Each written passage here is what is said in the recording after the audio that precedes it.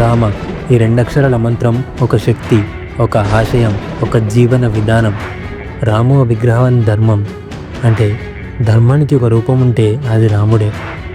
యుగాలు మారిన, తరాలు గడిచిన నేటికి భారతీయ జీవనాడుల్లో ప్రతిధ్వనిస్తున్న నామం రామనామం.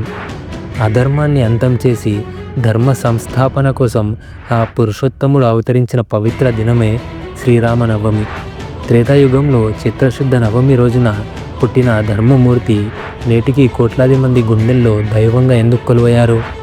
రాముడంటే కేవలం ఒక దేవుడు మాత్రమే కాదు, ప్రతి మనిషికి తన జీవితంలో ఎలా బ్రతకాలో నేర్పిన పాఠం. అసలు ఈ పండుగ వెనుకున్న పరమార్థం ఏమిటి? రామాయణం మనకు నేర్పే పాఠాలేంటి? ఇవన్నీ ఈ వీడియోలో మనం ఇవాళ తెలుసుకోబోతున్నాం. సో మిస్ చేయకుండా ఎండ్ వరకు చూడండి. శ్రీరామనవమి హిందువులకు అత్యంత పవిత్రమైన పండుగ. చైత్రమాస శుద్ధ నవమి రోజున పునర్వాసు నక్షత్ర కర్కాటక లగ్నంలో ఆ శ్రీ మహావిష్ణువు 7వ అవతారంగా రాముడు జన్మించాడు. ఇది కేవలం ఒక పుట్టినరోజు వేడుక మాత్రమే కాదు, మనిషి ఎలా జీవించాలో నేర్పిన మర్యాద పురుషోత్తముడి పట్టాభిషేక మహోత్సవం కూడా. త్రేతాయుగంలో అధర్మం రాజ్యమేలుతున్న వేళ రావణాసుడి ఆకృత్యాల నుండి లోకాన్ని రక్షించడానికి దేవతలంతా శ్రీహరిని ప్రార్థించారు. అప్పుడు అయోధ్యను దశరథ మహారాజు పరిపాలించేవారు.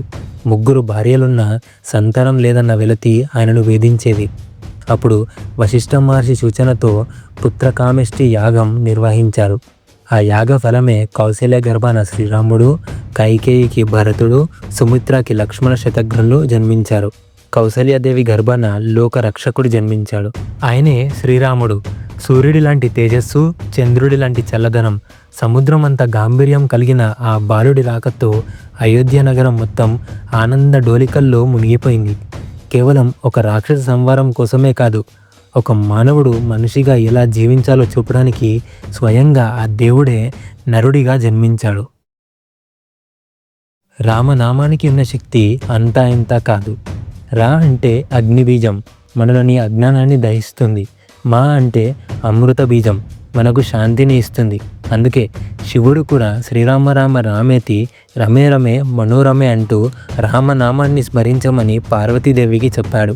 ఈ రోజున రామనామాన్ని స్మరిస్తే మనసులోని కల్మషాలన్నీ తొలగిపోయి ఆత్మవిశ్వాసం పెరుగుతుంది. రామనామం ఒక తారక మంత్రం. హనుమంతుణ్ణి శక్తివంతుణ్ణి చేసింది, సముద్రంపై రాళ్లను తేలేలా చేసింది ఆ రామనామమే. అందుకే శ్రీరామ రామ రామ అని 3 సార్లు స్మరిస్తే 1000 నామాలతో సమానమైన ఫలితం లభిస్తుందని మన పెద్దలు చెప్పారు. రాముడంటే ఎవరు? కిరీటం వదిలేసి అడవికి వెళ్ళిన రాజకుమారుడా? కాదు, తండ్రి మాట కోసం తన సర్వస్వాన్ని త్యాగం చేసిన కొడుకు, భార్య కోసం సముద్రాన్ని దాటి వెళ్ళిన ప్రేమికుడు, కష్టాల్లో ఉన్నప్పుడు కులమతాలకి అతీతంగా గిరిజనులను, వానరులను గుండెకు హత్తుకున్న స్నేహితుడు, కష్టాలు ఎదురైనప్పుడు కుంగిపోకుండా ధర్మం తప్పకుండా ఎలా బ్రతకాలో రాముడు ఆచరించి చూపాడు. అందుకే ఆయన రామో విగ్రహం ధర్మం అన్నారు. అంటే ధర్మానికి ఒక రూపం ఉంటే అది రాముడే అని. శ్రీరామనవమి అంటే మనందరికీ గుర్తొచ్చేది సీతారాముల కళ్యాణం. కానీ అది కేవలం ఒక పెళ్లి వేడుక మాత్రమే కాదు, కష్టాల్లో తోడుంటానని ఇచ్చిన మాట. సీతమ్మ కష్టాల్లో ఉన్నప్పుడు సముద్రాన్ని దాటి వచ్చిన ఆ ప్రేమ, ఆ నమ్మకం ఈ కాలపు రిలేషన్షిప్స్కి ఒక పెద్ద లెసన్. ఎదుటివారి గౌరవం కోసం నిలబడటమే అసలైన ప్రేమ అని రాముడు నిరూపించాడు. అందుకే ప్రతి ఇంట్లో సీతారాముల పట్టం ఉంటుంది, ఎందుకంటే ఆ బంధం అంత పవిత్రమైనది కనుక. చాలామందికి ఒక సందేహం ఉంటుంది, శ్రీరామనవమి అంటే రాముడు పుట్టినరోజా లేక సీతారాముల కళ్యాణమా అని. నిజానికి రాముడు పుట్టినరోజే నవమి, కానీ లోక కళ్యాణం కోసం అదే రోజున సీతారాముల కళ్యాణం కూడా జరిపిస్తారు. రాముడు అంటే దేవుడు మాత్రమే కాదు, మనలో ఉండాల్సిన సంస్కారం. కష్టాల్లో ఉన్నప్పుడు కుంగిపోకుండా, సుఖాల్లో ఉన్నప్పుడు పొంగిపోకుండా ఉండటమే రామాయణం మనకు నేర్పే పాఠం. ఈ శ్రీరామనవమి రోజున మనం కూడా ఒక చిన్న సంకల్పం తీసుకుందాం. మన మాటల్లో నిజాయితీ, మన ప్రవర్తనలో ధర్మం పాటిద్దాం. ఆ కోదండ రాముడి ఆశీస్సులు మీపై, మీ కుటుంబంపై ఎల్లప్పుడూ ఉండాలని కోరుకుంటున్నాను. ఈ వీడియో మీకు నచ్చినట్లయితే జై శ్రీరామ్ అని కమెంట్ చేయడం మర్చిపోదు. Thank you.